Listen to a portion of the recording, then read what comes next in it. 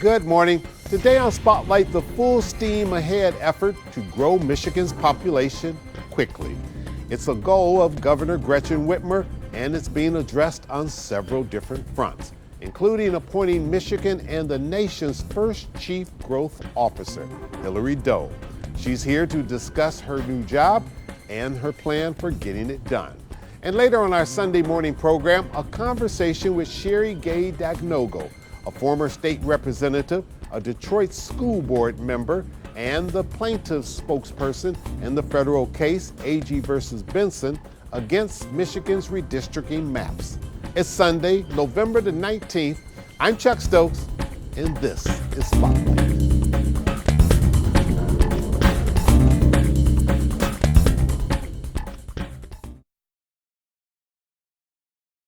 You're not only the first chief growth officer for the state of Michigan appointed by Governor Whitmer, but you're the first in the nation. That's right.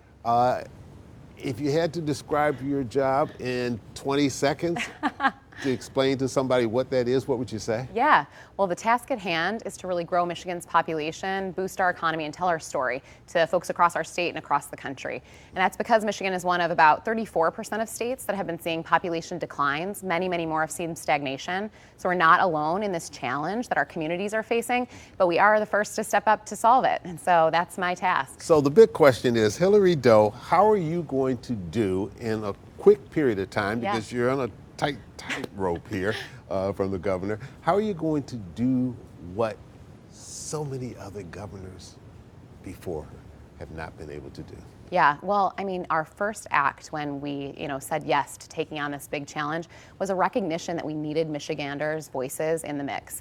I think our best shot at getting this done is making it a group project and really listening, traveling across our state, listening to what growth means to different parts of our state, what it means in the Upper Peninsula, what they're struggling with, what it means for Grand Rapids, for Detroit. We've engaged over 3,000 Michiganders in person. From the UP down? All the way down, every corner of our state, had over 70 events, and we actually released a survey, and over 10,000 Michiganders have given us feedback on what they love about our state and also what's between them and imagining building their future here. So Hillary Doe, what are you hearing? Is there some commonality that you're hearing from the people of this state? Totally. Of course, there are some, regional differences, but there's also a lot of things in common. Folks talk about really wanting access to affordable education options and preparedness for these 21st century economy jobs. They talk a lot about vibrant, walkable, transit-rich communities, so transportation comes up a lot. Our infrastructure comes up a lot. About 30% of folks who responded to our survey said infrastructure, from roads to stormwater to broadband, are top priorities.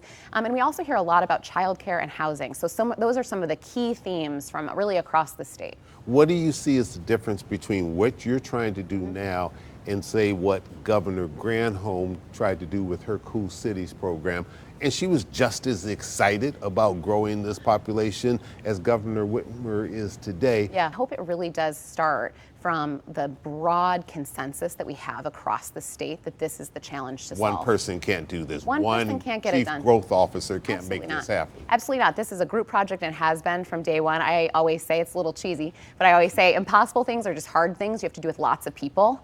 And that's absolutely the philosophy I've taken on here. And it's been so encouraging to be in the UP, to be in more conservative places, to be in our cities, to be in Ann Arbor, all over the state. And here, really consistently, this is the existential problem to solve.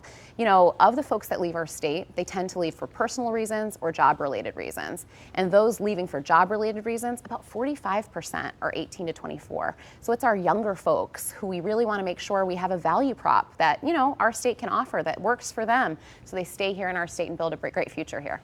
When you're selling this, what specifically are you saying Michigan has that other places around the country don't have, and you spend a considerable amount of time in New York City? I did spend a considerable amount of time in New York City, and I loved Brooklyn for sure. And I say that because it gave you a chance.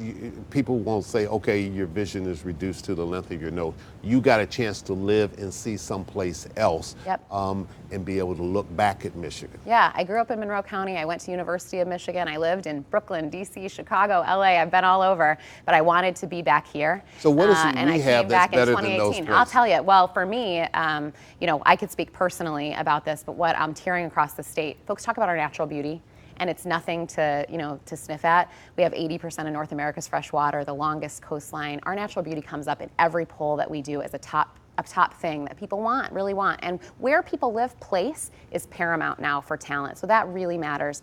But we also have this unique opportunity to really drive the economy forward. When we look at high growth industries that are coming around the corner, the green transformation, the electric vehicle transition, future mobility, Michigan has a right to really lead those things. And so when I moved back to the state, I moved back in part because I love this place and it's nostalgic and I love our people and our history and our culture, but it's also a bet on the future. All right, we need to take a little quick break. Okay. We'll come right back. We'll talk about some of these 4 pillars that you're working with and what's the deadline on this. All right. We'll be right back. Stay with us.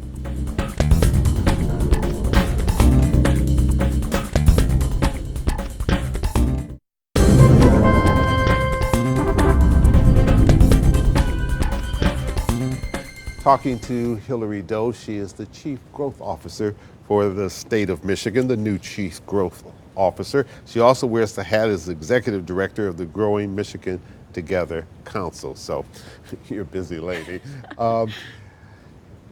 They rolled out a new ad campaign.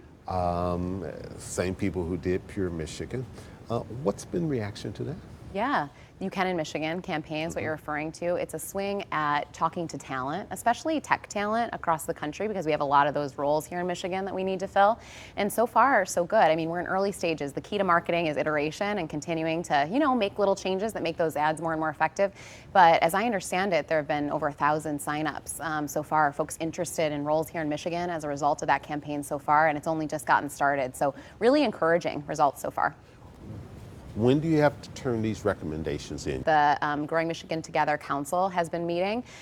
They work groups in that council rolled out recommendations for their consideration, and they have until December 15th to produce those recs on the governor's desk. You have a background in high tech, also in political policy. Yeah. In addition to your degrees at the University of Michigan, you're on track to get your doctorate at Princeton University in political arena. How does that background help you for what you're trying to do now? No one ever saw this role coming. There's never been one like it, but it happens to be, it feels like, the perfect preparedness because, yeah, the policy work is critical because we really need to think about how we can continue to improve the product that is, the state of Michigan. But we also need to figure out how to tell our story. And my work in tech and some of these high growth industries and was also, marketing work, helping folks think about how to build their movements. And that's really what we're going to do here. We're going to lean into what's great about Michigan, encourage Michiganders to help us share that story of why Michigan is a great place to build your future at the same time as we're really listening to opportunities to continue improving the product that is Michigan and drive us forward. So that's exactly what I intend to do right after these recs come out. Ms. Doe, what's been the reaction from other states? We do have that first mover advantage though. A lot of different cities have taken different swings at this, tried different programs that are narrow. This is by far the broadest effort, and I really think that's what it's going to take, a real ecosystem-based approach where we're looking at the hard stuff from structural reforms all the way to marketing campaigns, talent incentives, pilots and programs we can run, and I think that's going to give us the advantage. At what rate do we need to grow long-term to make sure that we don't slip back? Yeah, I can tell you what we're targeting. So our biggest challenge right now is net migration. We want to win that net migration battle. That means getting, not losing more Michiganders than we're bringing into the state.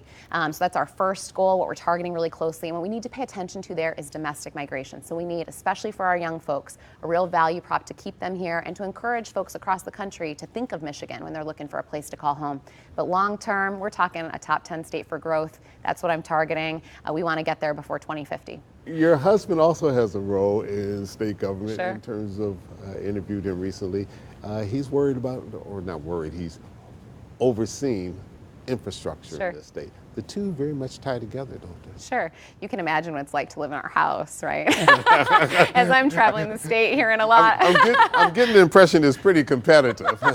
Yeah, we do. We are a big game family, and it does get intense around the holidays. But no, when we've been traveling the state, I definitely, know who to call when I hear a lot about infrastructure, and I absolutely do.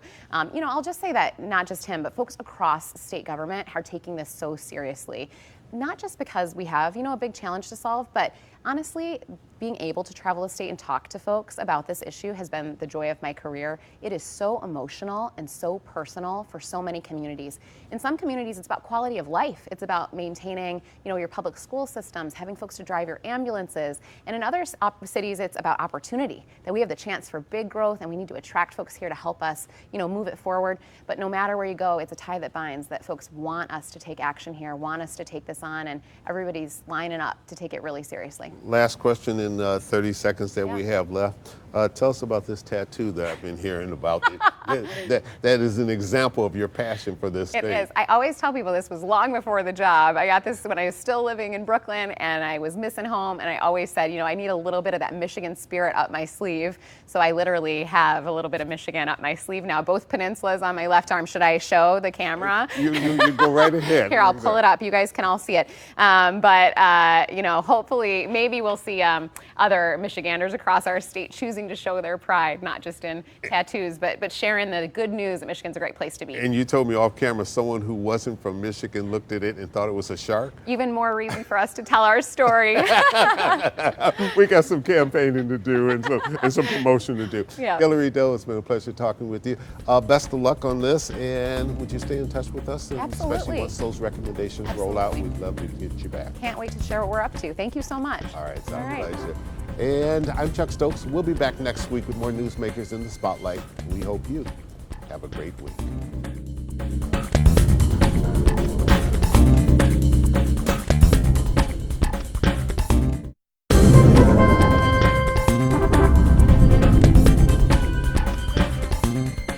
Sherry Gay Dagnogle, thank you so much for joining us today on Spotlight.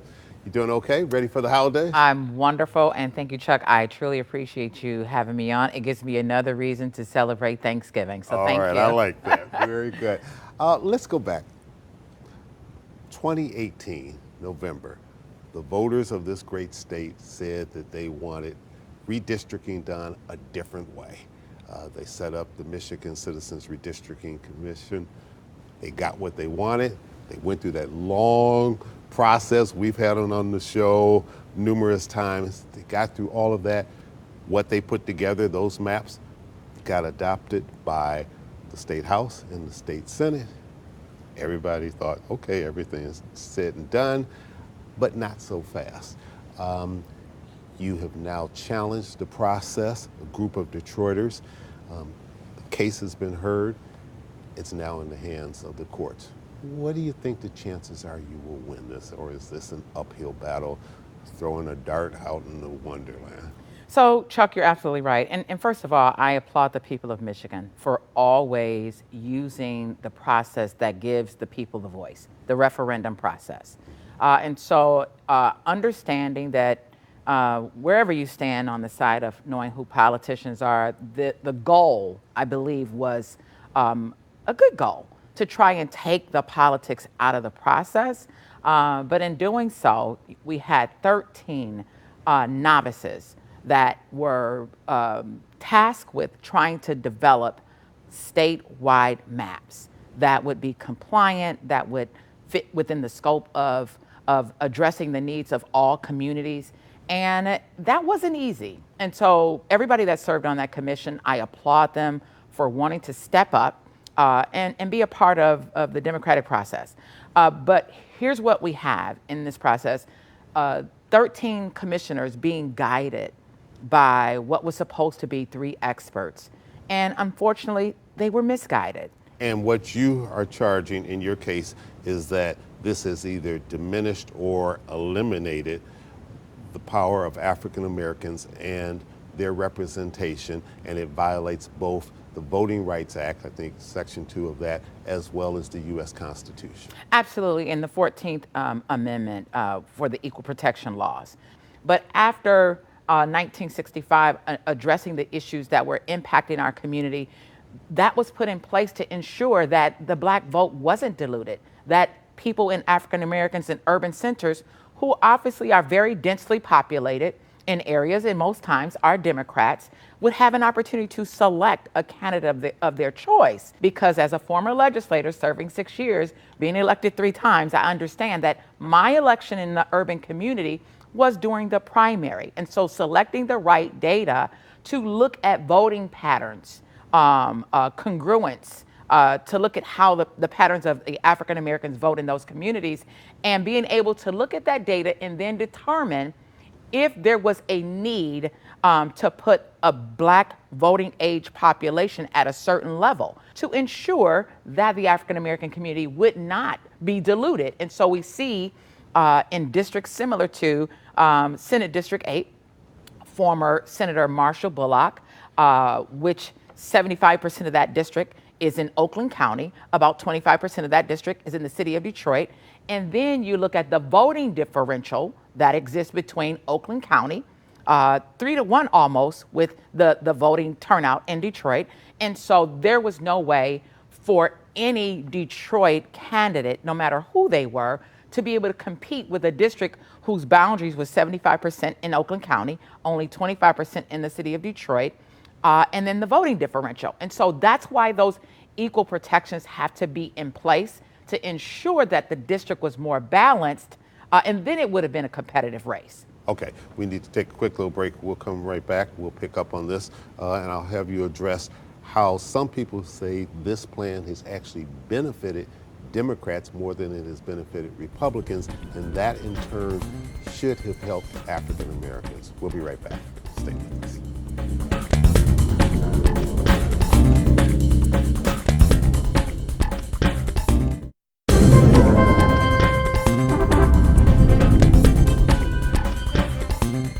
And welcome back to Spotlight. First of all, how do you address the fact that there were African Americans on the Citizens Redistricting Committee representing the city of Detroit? Also, look at the balance in the legislature. Democrats have a trifecta of power, so the maps certainly didn't hurt in that vein. While I believe, again, the referendum, the intent was to, kind of bring some purity to the process, I think what was missing was actual background knowledge and understanding what was necessary to be compliant. And so all 13 of these commissioners, 4 of which, and even the chair during our case, testified that they got it all wrong. They were misguided, they were coerced, misdirected. Bruce Adelson, the GC General Counsel for the Redistricting Commission, was selected in this process, and under his guidance, even in secret meetings, he was pressuring them to reduce the Black voting age population woefully below where it should have been. And so those 2 African Americans, yes, they are from the city of Detroit, I believe one Harper Woods, but they were not equipped with the background knowledge necessary to develop these maps properly. And you say this, and this turned out to be racial gerrymandering. Oh, 100%. What about those who say African American vote has changed over the last 50 years since the Voting Rights Act, and that the Midwest is certainly different than what we've seen in the South, and that African Americans no longer just live in the city of Detroit. They're in Farmington Hills, they're in Southfield, they're in other suburbs, that they have spread themselves out more. And so in that vein, the way the maps have been drawn now, so that it's not just concentrated on the city, but it goes from the city to the suburbs, actually represents them better. Absolutely not, Chuck, because you cannot influence policy change in communities. When we're dealing with issues of, let's just say, auto insurance, Troy, Livonia, West Bloomfield, having 20% representation of African Americans pushed into their districts will not give them the voice that is necessary. Further, Detroit is cut up into 22 pieces. Only 7 of the representatives live in the city of Detroit. So the remaining members, 15, are now going to be conflicted. They have to answer to West Bloomfield. They have to answer to Troy. Who do you think they're going to listen to? When you put a district together like Brightmoor and Birmingham, will you listen to your Birmingham taxpayers, or will you listen to Brightmoor, especially when you don't live into the city of Detroit? And I have to address the fact that having a trifecta has not proven any outcomes for the African American community. The emergency manager laws should have been one of the first things that they addressed. I put in legislation to address it. Brenda Carter put in legislation to address it, and a myriad of other black legislators put in legislation to address it. The police accountability bills, as the chair, we put in bills to address it. Former chair, now Judge Tanisha Yancey, put in bills to address it, the whole Black Caucus, but they were told to stand down. Every time there's an issue that is confronting the atrocities of the black community, our agenda is pushed to the background. When we don't have the majority, they say, no, wait, so we can get the majority. When we get the majority, they say, no, wait, we have to keep the majority. So we have to be honest in addressing these issues that are facing the black community. For the first time in 55 years, Chuck, no African American congressperson. For the first time in all of these years, 0 seats, black seats on the Senate. We know this is wrong. And so we've become worse than the South. Worse. Alabama won their case. Georgia won their case. I'm hoping Michigan will win their case so that we can put Detroit back together again. We have an expert, Sean Trendy, that has a set of maps, and I talked to our party chair, Lavora Barnes. Actually, we were supposed to meet before the case on November the 1st. We didn't, but that's okay. We've agreed to collaborate with the party. This is not about taking away the power of the Democrats. They've already done that with 2 of my former colleagues that won their mayoral seats in Warren and Westland. But right now, we're willing to work with the party after we are victorious in this case to look at maps that will still preserve the integrity of what we have now. But what we're saying, not on our watch, will you break away, destroy, crack, and frack the city of Detroit into all of these pieces and spoke us out across into Oakland County. They could have moved further south and kept us in Wayne County. What they've done to us is diminished and diluted the black power and the black vote, and we had to repair that, and that's what we're hoping that the judges will see and what they will do. If by chance you lose this case, you don't get what you want from the judges at this level, will you petition to the Supreme Court over there? We are ready to continue going forward with what we've seen in Alabama, with what we've seen in the state of Georgia.